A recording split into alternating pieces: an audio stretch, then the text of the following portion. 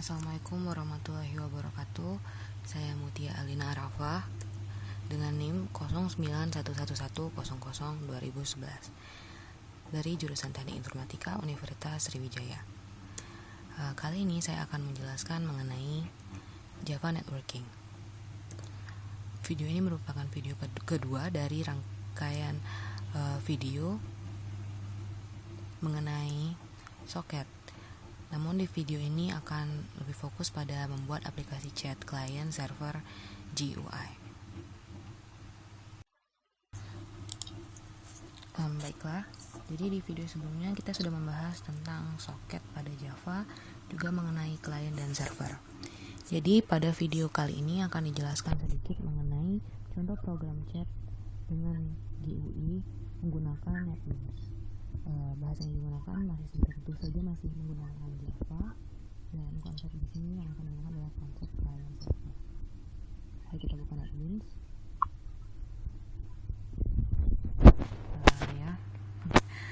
Kita tunggu dulu NetBeans-nya terbuka. NetBeans-nya ini sendiri merupakan NetBeans dengan IDE 7.4. Nah, di sini adalah programnya. Jadi pada program chat client server Java kali ini ada dua buah part. Part pertama ialah part server. Ya. Dan yang kedua adalah part client. Ini part client dan ini part server. Oke. Kenapa dia ada client dan ada part server? Ya karena program ini sendiri berbasis client server. Bahasa yang digunakan masih bahasa Java. Hal ini diakibatkan karena bahasa pemrograman Java banyak sekali diaplikasikan dalam pemrograman yang ada pada saat ini, mulai dari pemrograman PC sampai pemrograman aplikasi mobile. Dipilihnya bahasa Java ini karena pada Java terdapat kelas treat sebagai kelas default yang tidak dimiliki oleh bahasa pemrograman lain. Pemrograman chat ini, seperti sudah saya bilang tadi, terdiri dari dua sisi, yaitu ada dari sisi server dan ada dari sisi client. Nah, server itu sendiri fungsinya untuk mengatur lalu lintas komunikasi data, sedangkan untuk si client ini akan berfungsi sebagai alat komunikasi pengguna. Nah, di sini kita akan mulai dari chat server. Pada kelas chat server ini kita menggunakan banyak package data. Bisa kita lihat di sini. Ada java.io exception, java.io.printWriter, java.net.serverSocket, java.util.ArrayList, java.util.scanner, javac.swing.gOptionPane. Nah, baiklah, saya akan mencoba menjelaskan satu persatu dari package ini. Yang pertama, java.io exception. Nah, package ini fungsinya untuk menggunakan perintah throws di io exception pada program ini. Kemudian kita punya java.io.printWriter. Nah, package ini fungsinya untuk mencetak dan memformat representasi objek ke aliran teks yang menjadi output nantinya. Kemudian kita punya java.net.serverSocket. Nah, Java.net ini sendiri adalah kelas yang memperbolehkan program berkomunikasi dengan jaringan. Server socket dan socket merupakan bagian dari Java.net. Nah, di sini mereka berdua ini memperbolehkan program ini berkomunikasi dengan server socket dengan socket. Yang berikutnya ada java.util.ArrayList. Package ini berfungsi untuk memperbolehkan kita mempergunakan array di dalam program ini. ArrayList itu sendiri digunakan untuk membuat array yang ukurannya dinamis. Nah, apa bedanya dengan array biasa? Bedanya itu kalau array biasa ukurannya harus ditentukan atau dideklarasikan di awal. Sedangkan dengan ArrayList ini ukurannya bisa menjadi fleksibel. Jadi dia tergantung banyaknya elemen yang akan dimasukkan nanti. Kemudian kita punya java.util.scanner. di mana java.util.scanner ini digunakan untuk membuat library scanner. Library tersebut berfungsi untuk salah satunya untuk menerima input dari user, terutama input dari keyboard. Kemudian kita punya java.swing.gOptionPane. Nah, kalau package ini berfungsi untuk memperbolehkan kita untuk berjalan seragam di setiap platform. Maksudnya agar program chatting client server ini dapat dijalankan di seluruh platform. gOptionPane ini sendiri merupakan kelas yang dapat atau terdapat pada java.swing. Nah, kita akan membahas programnya. Di sini dapat kita lihat penggunaan dari array package java.util.ArrayList tadi. Nah, ArrayList di sini digunakan untuk menampung koneksi-koneksi yang berlangsung saat terjadinya interaksi antar klien-klien nanti. Di sini juga menampung current user atau user yang sedang online. Dan kemudian di dalam sini kita di dalam sini merupakan codingan di mana server menunggu apakah klien sudah terkoneksi ke server atau belum. Jadi apabila klien belum terhubung dengan server, maka server akan tetap menunggu. Karena itu soket klien dan server seperti pada program di video sebelumnya, dia harus menjalankan program servernya terlebih dahulu, baru program si klien dapat dijalankan. Nah, kemudian di sini terdapat public static void add username. Maksudnya di sini dia berfungsi untuk memasukkan ID atau username klien saat klien ingin terhubung di aplikasi chatting ke server. Kemudian kita punya get input stream. Nah, get input stream ini gunanya untuk memasukkan atau sebagai input ke server. Disitulah klien bisa masuk ke dalam aplikasi chat itu dan terhubung ke server. Nah, untuk yang berikutnya saya akan membahas program a chat server return. Di sini package yang digunakan sama seperti package-package sebelumnya. Terdapat java.net, java.io, dan java.util.scanner. Java.net package merupakan package yang berfungsi untuk memperbolehkan program berkomunikasi dengan jaringan. Nah, kalau java.io ialah package yang digunakan untuk pengoperasian input-output, dan java.util.scanner adalah fungsi yang digunakan untuk menload library scanner, yang fungsi salah satunya ialah menerima input dari keyboard. Selanjutnya, di sini juga terdapat input-output yang tadi berasal dari program chat server yang menggunakan import java.io.printWriter. Di sini juga digunakan.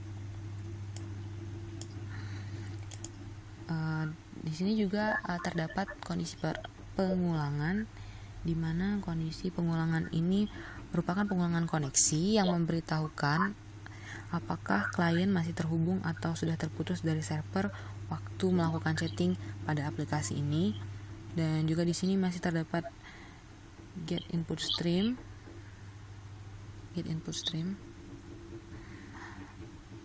untuk input ke server, dan juga get output stream. Di sini get input stream dan get output stream. Get output streamnya untuk berfungsi sebagai output dari server. Ini kelengkapan programnya. Terdapat juga perintah yang berfungsi menampilkan apakah klien yang terhubung tadi berasal dari alamat IP address yang mana. Jadi jika kita menggunakan satu komputer, dalam kasus ini yang tampil adalah local address-nya. Nah, setelah membuat program server ini, kita akan beralih menuju ke klien. Pada chat klien, kita di sini kliennya menggunakan GUI nantinya. Hal ini karena kenapa server juga nggak menggunakan GUI, karena server hanya berfungsi sebagai pengguna jasa atau layanannya saja. Jadi yang lebih membutuhkan GUI adalah kliennya. Server tetap memiliki tampilan, tapi hanya administrator yang dapat melihat. Oke, jadi kita bisa lihat di sini ada beberapa package yang mirip dengan yang terdapat pada bagian server tadi. Ada java.io exception, java.io.printWriter, java.net.socket, java.util.scanner, dan yang terakhir java.swing.gOptionPane. Seperti yang sudah saya jelaskan tadi, fungsinya juga sama saja pada program ini. Inilah program lengkapnya.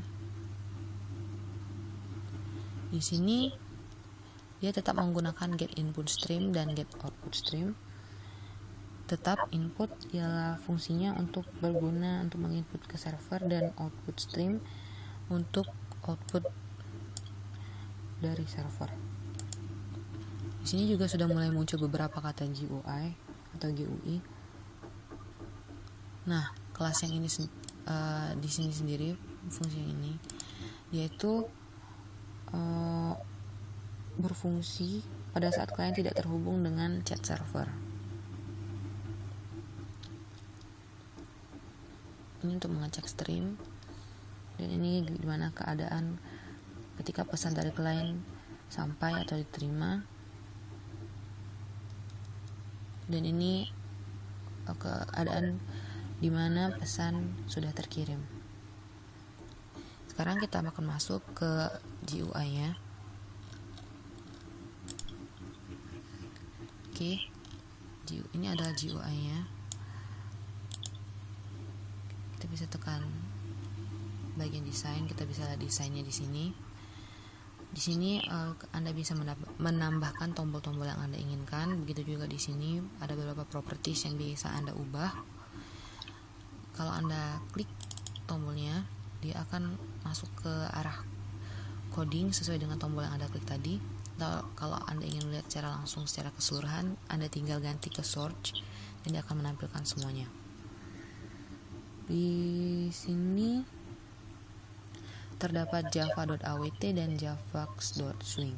Nah, maksudnya Java 2 ini adalah dua paket yang dapat kita gunakan dalam pengembangan program GUI atau Graphical User Interface. Nah, kalau AWT sendiri, dia adalah Abstract Window Toolkit yang merupakan sekumpulan library yang tidak tergantung pada platform serta digunakan untuk menyederhanakan implementasi user interface. Kalau Swing, dia adalah merupakan salah satu cara untuk mengimplementasikan pemrograman Windows pada Java.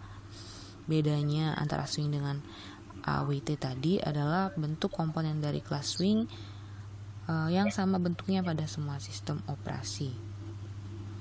Nah, di sini ada contoh event Java AWT event. Jadi dia berfungsi untuk import yang digunakan untuk proses deklarasi dari kelas event yang berisi komponen.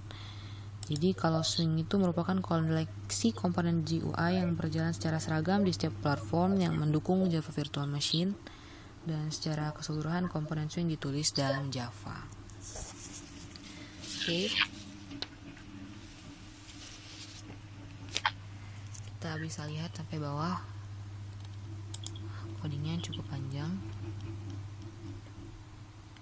dan codingnya ini seperti yang sudah saya bilang sebelumnya sesuai dengan tombol-tombol yang ada pada desain tadi. Jadi dia saling terintegrasi.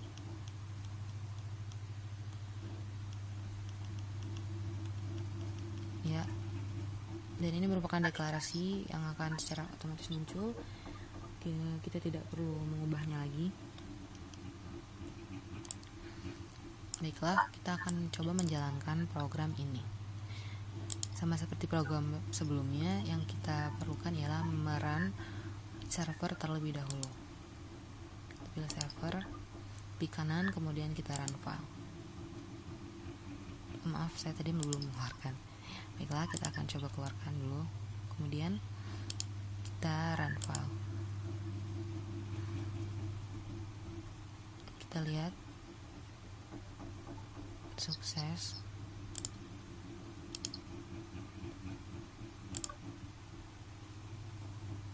Kemudian kita bisa coba klien GUI nya.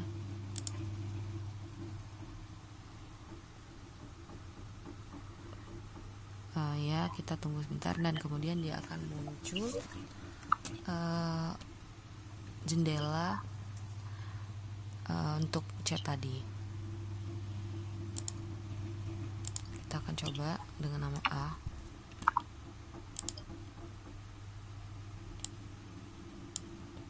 Ada keterangan A terkonek ke localhost. Ya. Kemudian, maaf, harusnya jangan dikeluarkan. Baiklah, kita tunggu sebentar. Kita ulang dari pertama. Dari chat server kita run, kemudian dia akan waiting for client. Dia akan menunggu dulu kliennya. Kemudian kita klik kanan pada GUI client dan kita run. Nah, dia akan muncul jendela tadi. Kita tunggu sebentar. Nah, kita bisa tekan connect, lalu kita masukkan username yang kita inginkan dan kita enter. Maka dia akan login sebagai A. Bisa kita lihat di bagian kliennya dia ada keterangan you connected to localhost, sedangkan pada bagian servernya dia ada client connected from lokasi dari klien kita tersebut. Ini bisa dilakukan lebih dari satu klien karena itu tadi, karena dia ada pengulangan. Kita bisa connect dengan nama B. Dan kita sekarang sudah punya 2. Dan kita akan coba masukkan pesan. Kita akan send pesannya dan pesannya akan masuk ke kedua jendela chat ini. Kita coba dari jendela yang satunya dan dia juga akan terkirim.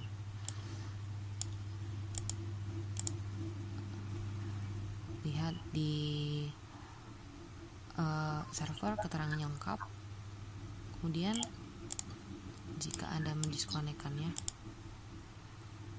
dia akan muncul jendela you disconnected dan keterangan pada jendela satunya akan muncul. Jadi dia akan menunjukkan keterangan kalau teman chatnya tadi sudah disconnect.